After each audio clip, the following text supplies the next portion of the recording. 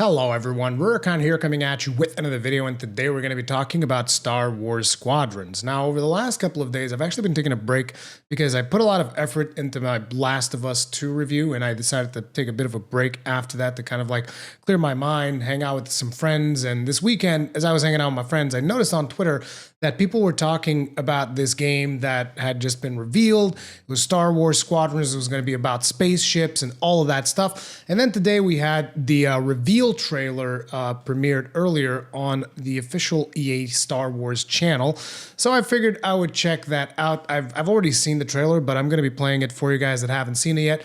Most likely I'll end up getting like a content ID claim or something on my video because copyright is amazing. Yay!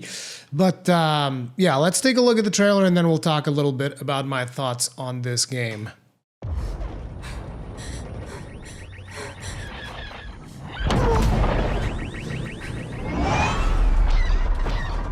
And that looks good. Naturally, this is just CGI, but still. I can't shake them. Giving engines full power.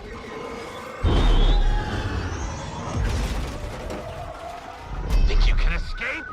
This is gonna be close.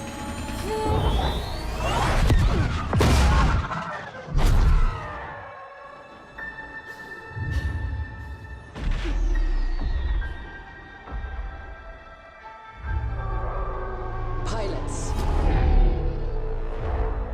you are the Empire's strength. We do not accept defeat. Remember why we fly. For hope.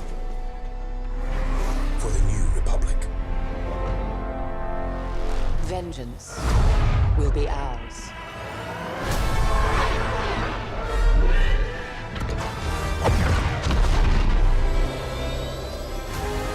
That looks like Wedge. Seize that moment. When the perfect shot makes history. 5 pilots. 1 squadron.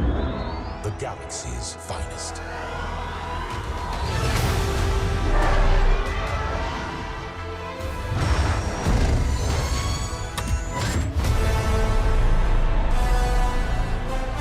That shot of the Star Destroyer coming up from the clouds looks really cool too.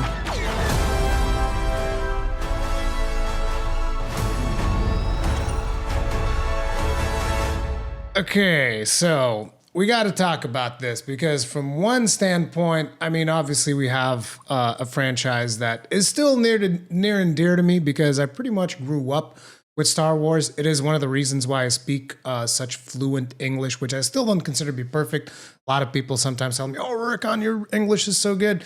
It's like, I'm actually Portuguese, for those of you that are not aware. But still, I speak English with a very much an American accent because of the amount of Star Wars that I watched when I was young, and because of the fact that the people that we had doing the subtitles, they were actually really good. So I was able to connect the words in the subtitles to the words that the actors were saying and kind of like get a basic understanding of how English worked. And then I just improved upon it over the years.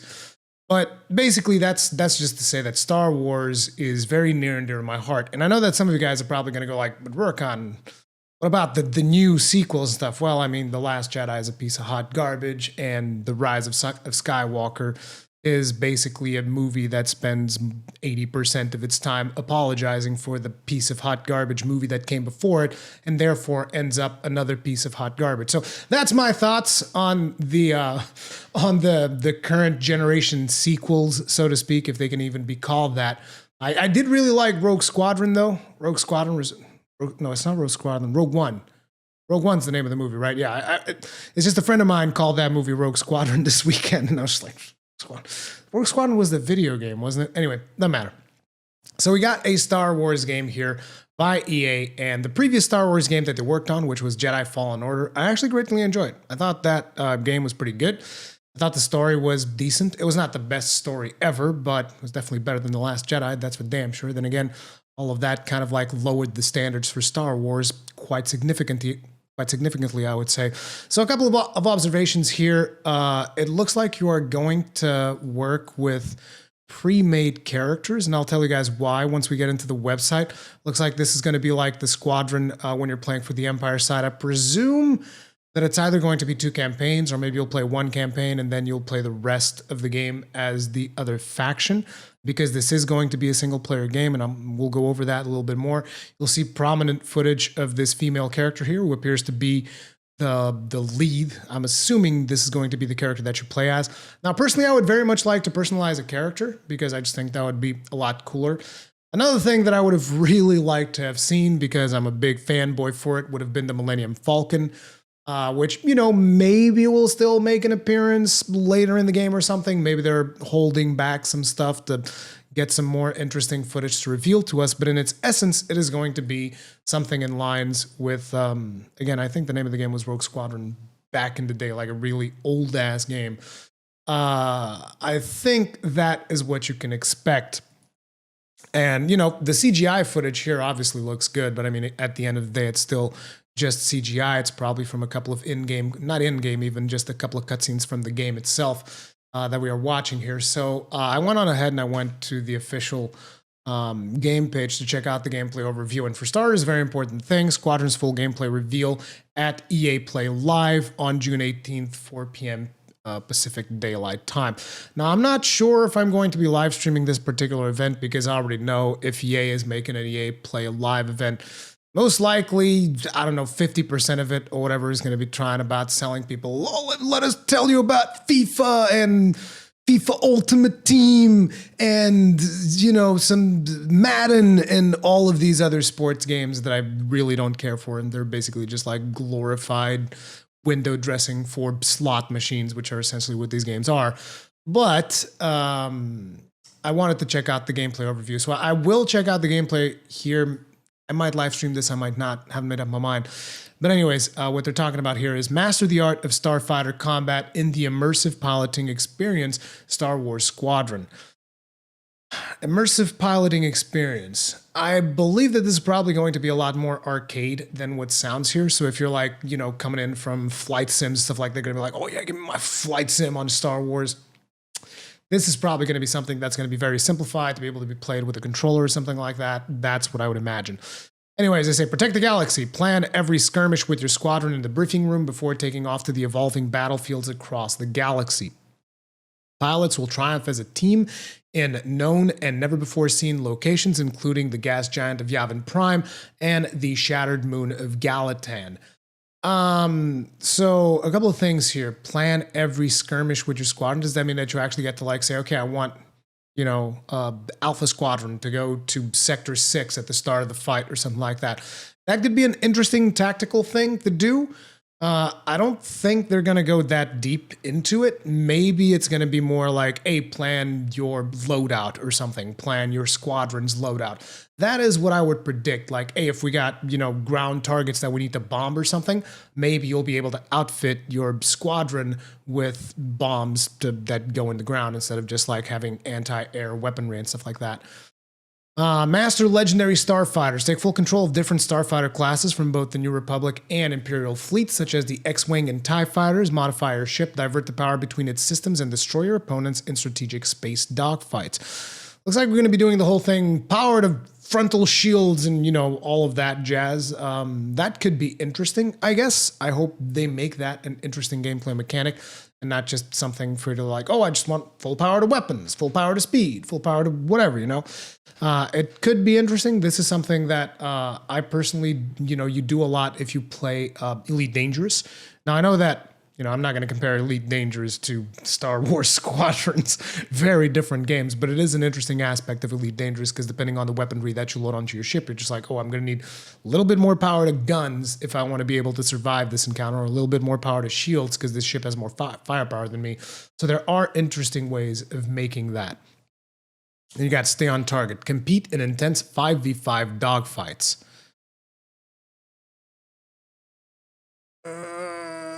I wonder if this is multiplayer. Compete in intense 5v5 dogfights. This sounds multiplayer.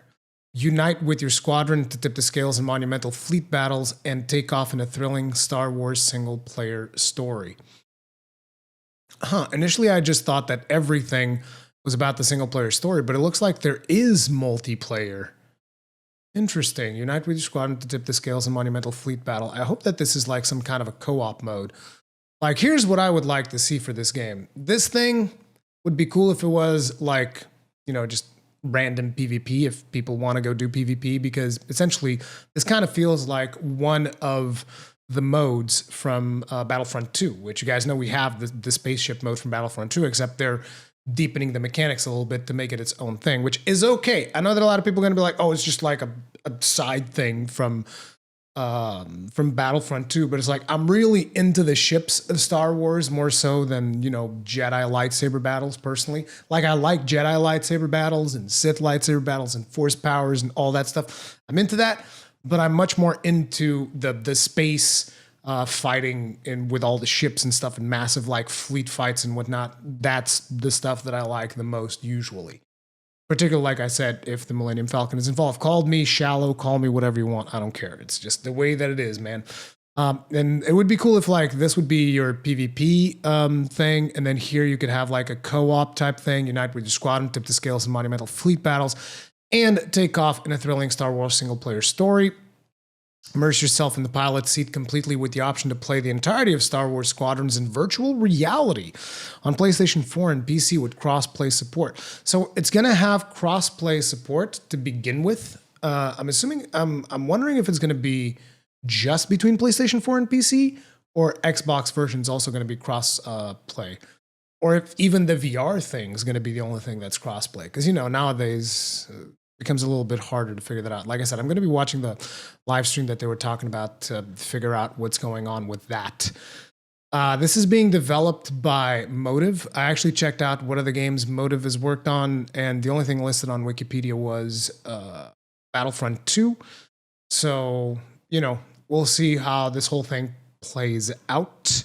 But so far, I'm interested in at the very least checking it out. Now, a couple of things that I would like to mention is back in the day before Battlefront 2 came out, when I was at Gamescom, I actually had a chance to speak with some of the developers behind Battlefront 2, and I remember asking one of them, is the spaceship mode, the whatever starfighter mode, I forget the name, where you fly the spaceships in Battlefront 2, is that mode going to support, you know, like a joystick on consoles? And he was like, joystick on consoles? And I was like, yes, there is one. There's this bad boy right here. I bought this, and I realized that a lot of people are gonna be like, Urkan bought a joystick for a console. Yeah, because I was playing Elite Dangerous on PS4, and I wanted to have a better experience, and this made the whole thing so much better. I cannot emphasize that this is much more immersive than playing a space sim on a controller. So being able to fly the ships with this would actually be really, really cool. And that would be something that I would very much like to see. Now, naturally, this is going to be supported on PC, at least I would assume be supported on PC, considering the, you know, amounts of hardware that is compatible with the PC stuff.